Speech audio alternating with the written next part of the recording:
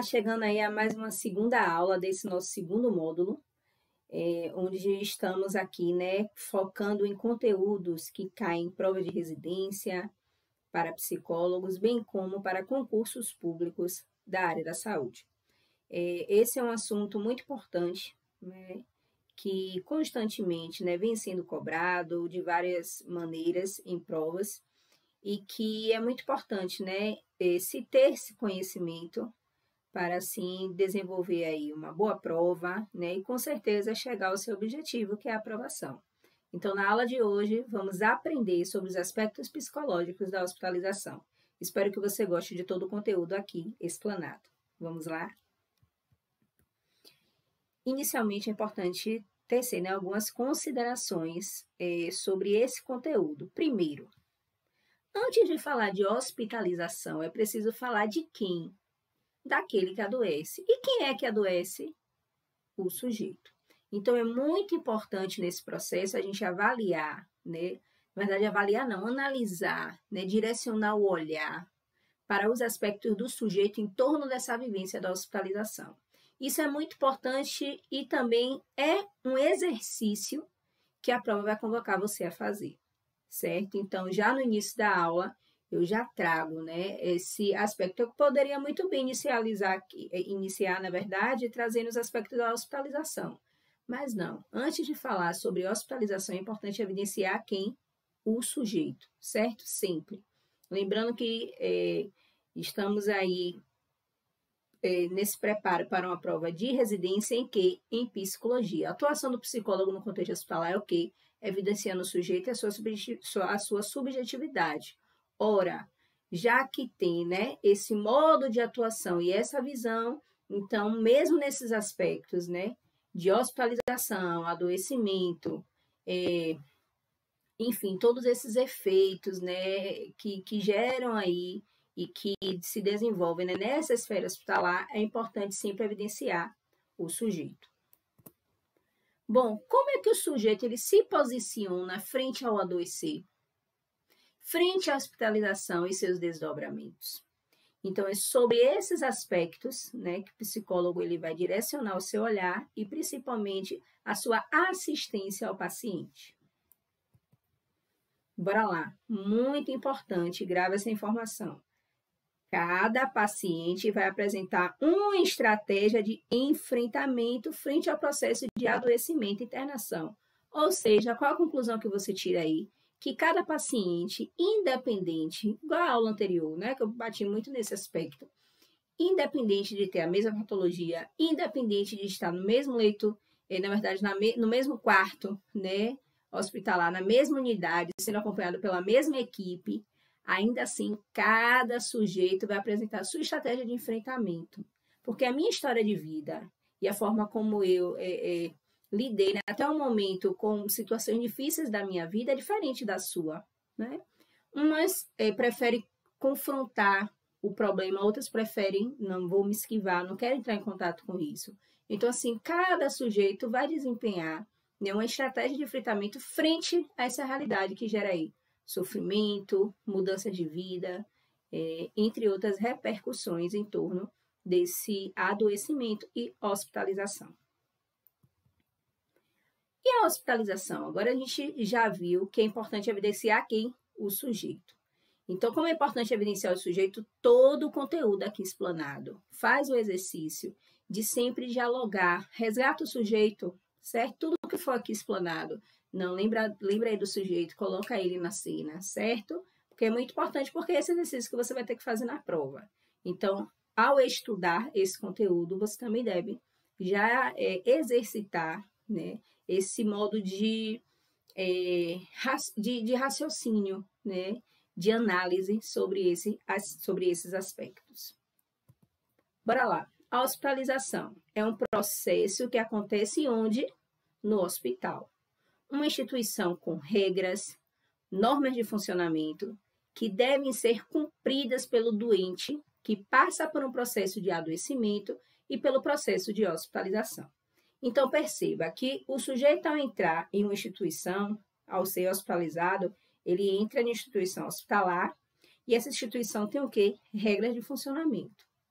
condutas, né, a serem adotadas. Então, nesse contexto, o sujeito ele vai fazer o quê? Vai passar por que processo? Um processo de adaptação. Um processo de adaptação em um ambiente que ele não conhece, um ambiente que muitas das vezes, na verdade, em sua maioria, só tem pessoas estranhas, um ambiente onde ele se insere para tratar de uma questão que está gerando ali um adoecimento ou até mesmo um sofrimento. E, além disso, ele vai se deparar o quê? Com esse contexto. E nem sempre as regras da instituição, ela é bem vista pelo sujeito, ela é adaptável ao sujeito, né? Então, até essas mudanças, até essas questões institucionais, certo? Já repercute aí como o sujeito ele vai lidar com esse processo de hospitalização. Então, assim, é muito importante, né, no momento de atuação com o sujeito e também na prova, você lembrar que, além do processo de adoecimento que o sujeito está passando, que gera repercussões, ainda tem as repercussões dessas questões aí em torno da norma, das normas de funcionamento da instituição hospitalar, que também repercute no processo de hospitalização do sujeito. Grave essa informação. Vamos lá. No contexto hospitalar, a doença é encarada como uma ameaça que deve ser estudada, localizada e combatida por quem? Pela equipe. Então, a equipe, o paciente chegou na unidade, acolheu o paciente. Qual é o objetivo da equipe? Claro, combater aquela doença, né? Aquilo que está gerando ali um desconforto, um sofrimento, uma baixa, né, da qualidade de vida. Então, o objetivo da equipe é, chegou aqui, identificamos, né, esse agente patológico, vamos atuar em prol da melhora do sujeito, em prol da cura do sujeito.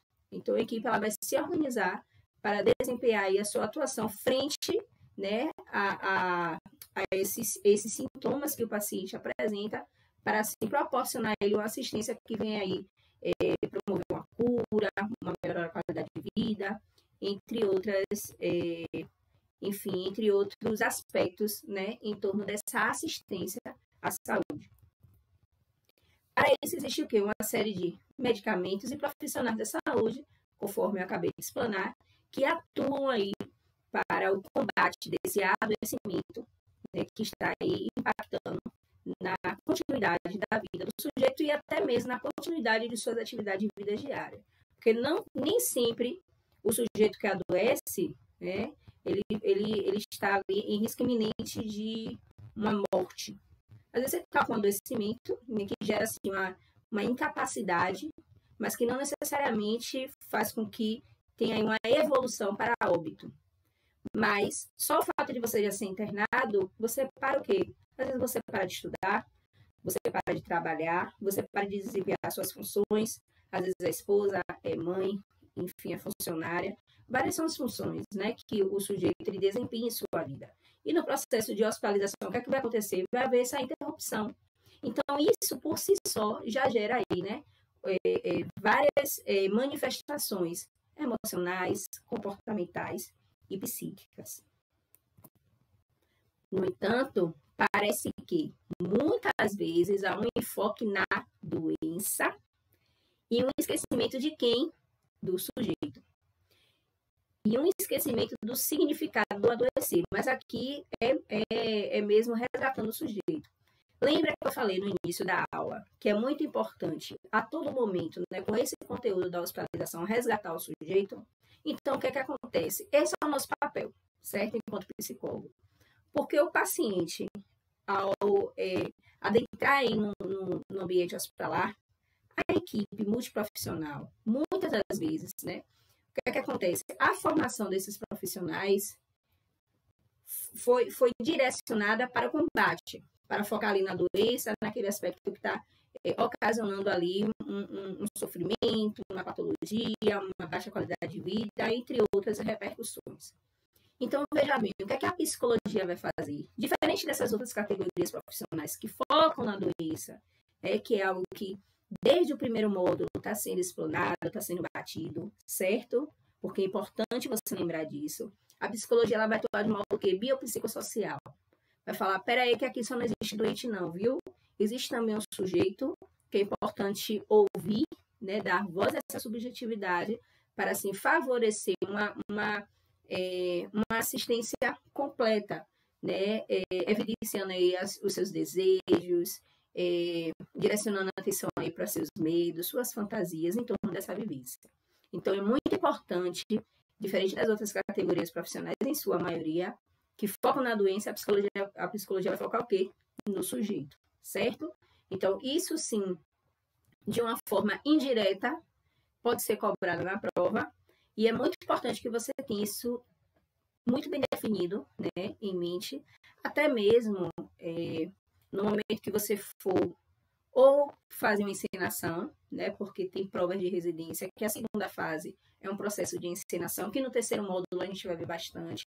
Vou preparar vocês para isso, né? Tem algumas residências que a segunda fase é uma prova prática, certo? Então, assim, a partir desse conteúdo, dessa informação, você já sabe como é que você vai atuar.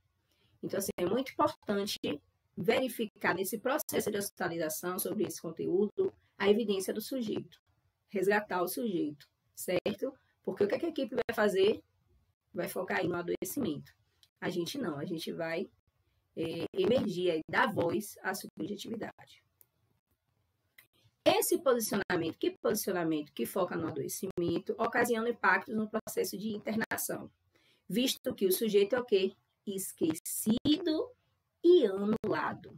O que importa é o corpo adoecido, e isso, por si só, já é adoecedor.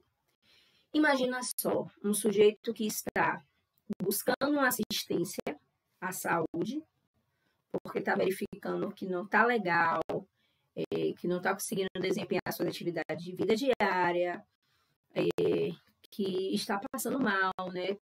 Está ali existindo uma série de manifestações no corpo, está causando um desconforto, que está impactando na sua qualidade de vida. E quando ele adentra em um ambiente hospitalar, as repercussões emocionais dele, né? O que ele está pensando disso, como ele está interpretando isso, como está sendo essa vivência para ele, para a maioria, né, que foca no adoecimento, pouco importa, certo? Mas a psicologia vai falar, não, veja bem, é importante também ouvir essa parte, né? Porque a partir do momento que eu escuto esse sujeito sobre essa vivência, sobre esse sofrimento, né, como é que está sendo essa experiência para ele, isso contribui muito para o processo de elaboração da vivência e até mesmo da recuperação do sujeito em torno desse adoecimento, certo? E agora vamos fazer um exercício de, enfim, refletir, né, sobre o estar doente e a hospitalização. Por vezes, estar doente significa estar em situação de fraqueza e dependência.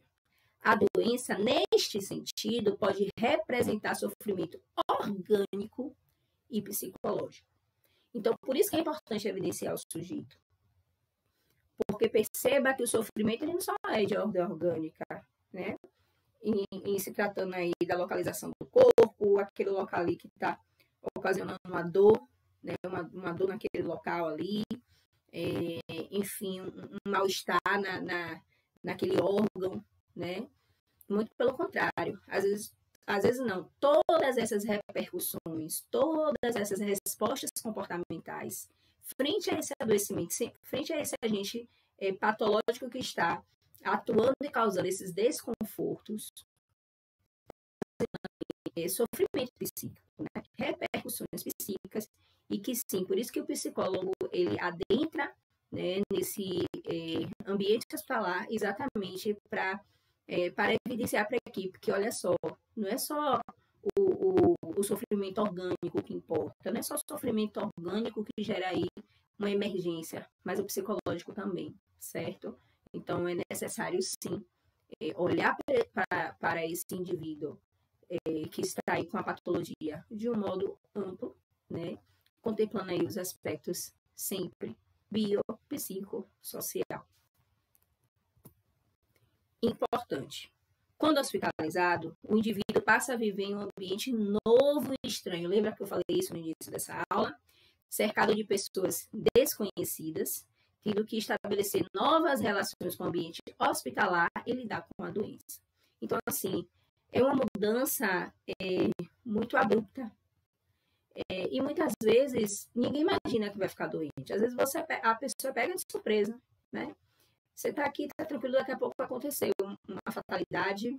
Eita, tenho que correr para o hospital, preciso de uma emergência hospitalar, uma assistência médica. E aí, toda a sua vida, ela vai ser o quê? Reorganizada.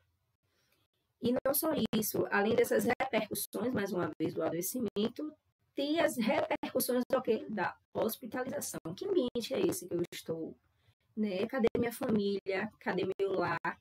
Cadê minhas atividades que agora eu não estou mais desempenhando? Nossa, eu tenho aquele trabalho para entregar aquele dia. Né? Minha vida parou nesse momento e agora? Né? Como é que vai ficar as coisas, né? Do lado de fora? Então, o sujeito ele lida, né, com essas modificações, certo? Que modificações, eu digo, na rotina de vida, frente a esse adoecimento e, consequentemente, a hospitalização. Então, ao ser hospitalizado, né, frente a esses aspectos que foram abordados aqui, né, em torno dos impactos do adoecimento, né, dessas mudanças do corpo e da interrupção das atividades de vida diária, né? Como o paciente ele lida, ele reage frente a essa hospitalização? Vamos ver? O paciente ele deixa de ter seu próprio nome e passa a ser o quê? Um número, um leito ou alguém portador de uma doença, de uma determinada patologia. Então, assim, perceba a dimensão, né, dessa informação. Imagina só, Maria, né, uma paciente que antes de ser acometida aí, né, por uma patologia, por uma doença que foi necessário, né, fazer uma internação hospitalar, ela era mãe, né, não que ela deixe de ser mãe, mas ela desempenhava o papel de ser mãe. Ela era mãe, ela era esposa, ela era funcionária. Maria tinha um nome, Maria tinha uma rotina, e aí Maria foi reduzida apenas ao nome de uma patologia. Imagina como Maria vai se sentir, não é? Maria que aí já está sofrendo com essas mudanças que o adoecimento lhe ocasionou, né? Que essa interrupção das suas atividades de vida diária. Imagina a Maria ser reduzida a um número de leito, né? A paciente ali do leito 2, aquela ali, ó, né? Então, tudo isso é muito aversivo para o paciente, né? E ocasiona, sim, sofrimento. Eu lembro de uma paciente, porque isso foi um fato que me marcou muito, uma paciente jovem, que devido a um tumor cerebral, ela teve perda da visão. E a perda da visão, neurologicamente falando, o termo neurológico se chama amaurose.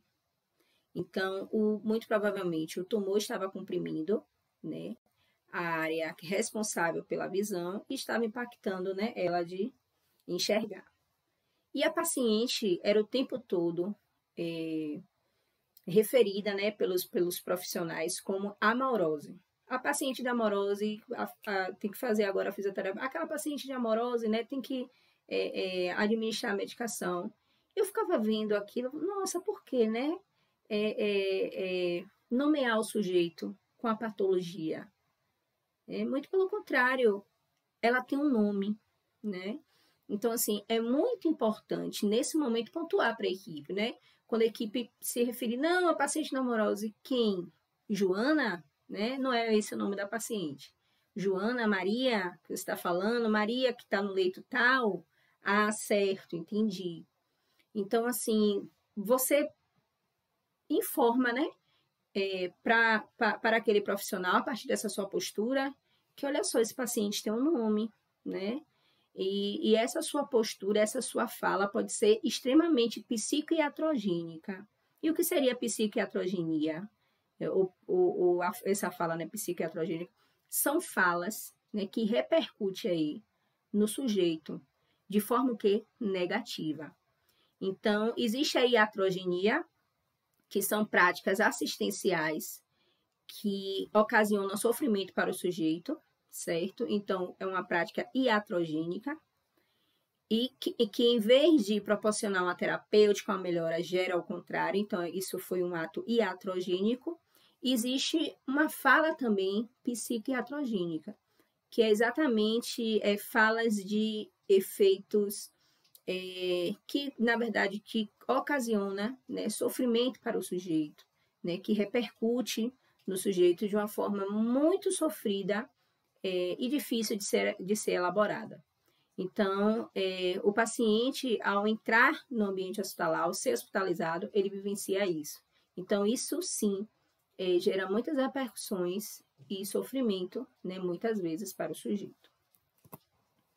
Vamos lá. Além disso, o sujeito ele lida com estigma de doente, que irá criar a necessidade de uma total reformulação de seus valores e conceitos.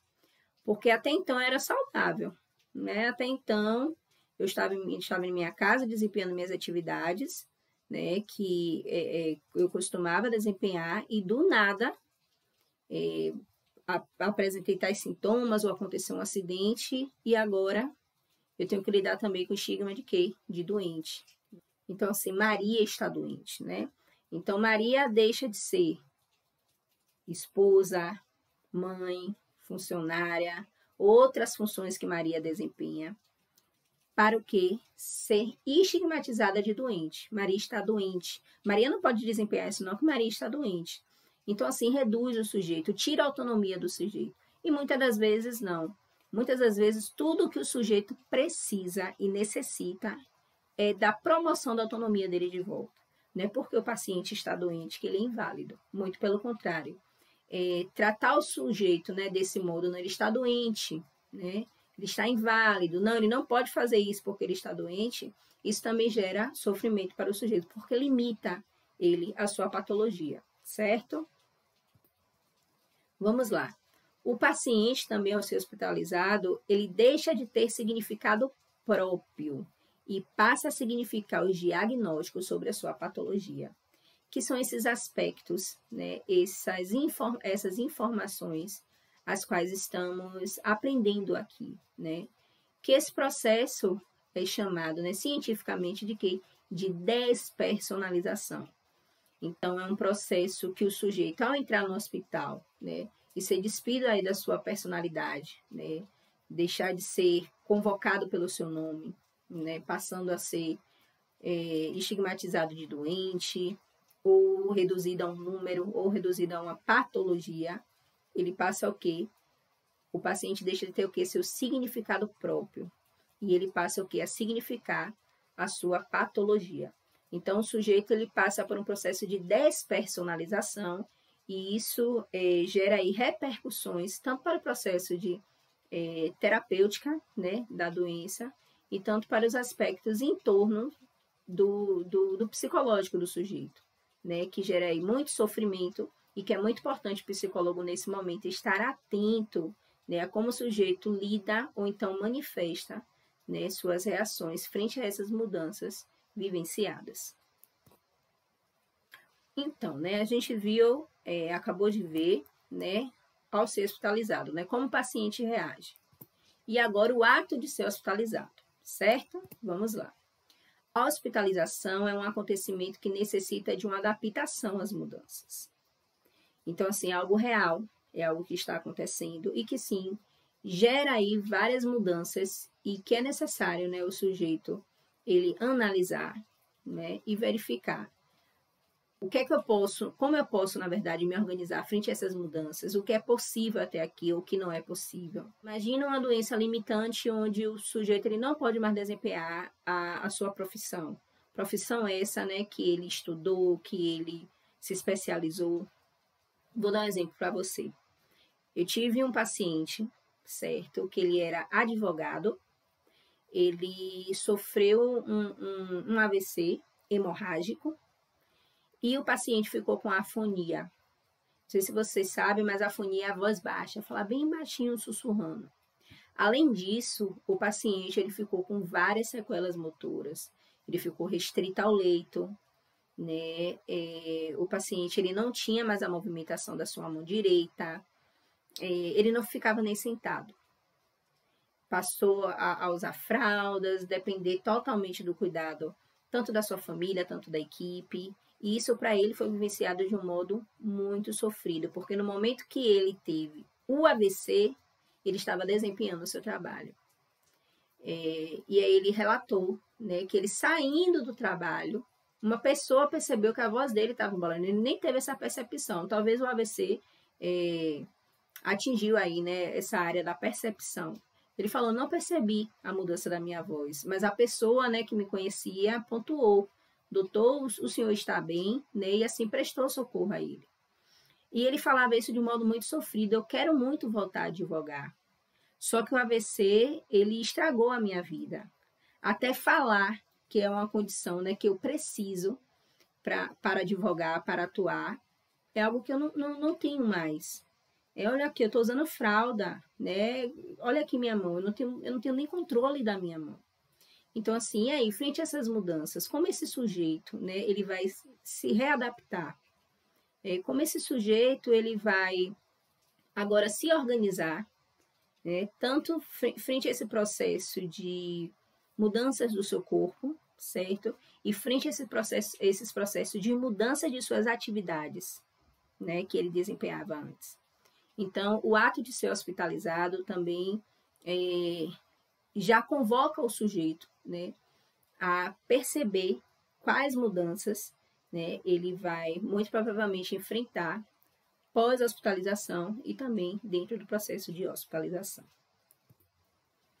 Vamos lá. O paciente tem contato com suas limitações, como eu acabei de pontuar, dependência e impotência, que foi esse caso clássico aqui, né, que eu pude exemplificar para vocês. Então, um caso onde o paciente ele estava vivenciando todos esses aspectos. Uma limitação, uma dependência tanto da equipe, tanto da família, e uma impotência frente que, olha só, por mais que eu deseje ter o controle da minha mão, que ela movimente, ela não movimente, por mais que eu deseje, né, falar um pouco mais alto, né, para que você possa me compreender, eu não consigo, estou impotente frente a essas mudanças. Então, o ato de ser hospitalizado também denuncia isso ao sujeito, né, dependendo também, claro, da intensidade e do adoecimento que ele apresenta. O adoecimento e a hospitalização provocam experiências emocionais intensas e complexas. Na verdade, não gosto de usar esse termo assim muito, provocam, né? Pode provocar, porque cada sujeito tem uma estratégia de enfrentamento. Né? Tem pessoas que podem vivenciar esse processo, claro que sim, tem algumas repercussões, mas não tão intensas, né? Isso vai de cada sujeito, mais uma vez, o modo como cada pessoa lidou, né, com situações difíceis até esse momento da vida.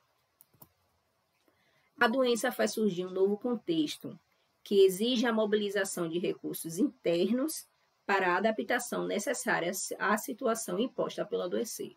Questão de prova, né? Então, assim, frente a essas mudanças, né, que o sujeito apresenta, e frente a essas mudanças, não só que ele apresenta, mas em termos do contexto, né? Como o sujeito, né, ele vai lidar com essa situação, né? Com esse novo contexto. Então, ele vai buscar, né, seus recursos internos, suas estratégias de enfrentamento para lidar com a situação, que são várias. E vamos ver aqui nessa aula algumas dessas estratégias que sim caem na prova. Eu separei algumas questões também para que a gente treine, né? E assim você possa, a partir desse treino, ter familiaridade, né, com essa questão e também verificar, né, como esses assuntos são cobrados em prova, tá ok? O processo de hospitalização é visto, portanto, como interrupção da produtividade do indivíduo. Atenção, a internação ocasiona a interrupção das rotinas cotidianas e do contato com o ambiente familiar. E isso por si só, nessas mudanças já podem sim ocasionar, né, sofrimento e repercussões psicológicas para o indivíduo. Bem como a necessidade de administrar tratamentos ou meios de diagnóstico assustadores e dolorosos, sim, porque às vezes é um tratamento que ocasiona aí muitos efeitos colaterais que assustam o indivíduo. Às vezes é um tratamento doloroso, né? Então, isso se torna assustador. O contato com muitas pessoas, entre o pessoal técnico e auxiliar, pessoas estranhas, né, que ele não conhece, denuncia o quê? A impossibilidade de manter o controle sobre os acontecimentos. Então, frente a essas mudanças, frente a essa vivência, o processo de hospitalização, ele gera muitas repercussões, na verdade, pode gerar muitas repercussões para o sujeito. Portanto, são condições do internamento que dificilmente podem ser administradas. Por isso, é potencializadora de adoecimento e sofrimento. Ou seja, essas situações aqui, né, que foram pontuadas, essa questão da necessidade de um tratamento, né, essa questão da interrupção das atividades de vida diária, essa questão do contato com pessoas desconhecidas, tudo isso, né, são situações potencializadoras, sim, de adoecimento e sofrimento. Adoecimento e hospitalização. Então, vamos para o segundo bloco dessa aula, certo? Para não ficar muito extensa. E, então, dá uma pausa, toma água, toma nota, certo? Faz aí um alongamento. E aí, voltamos no segundo bloco com esse assunto, certinho? Eu aguardo você. Até lá.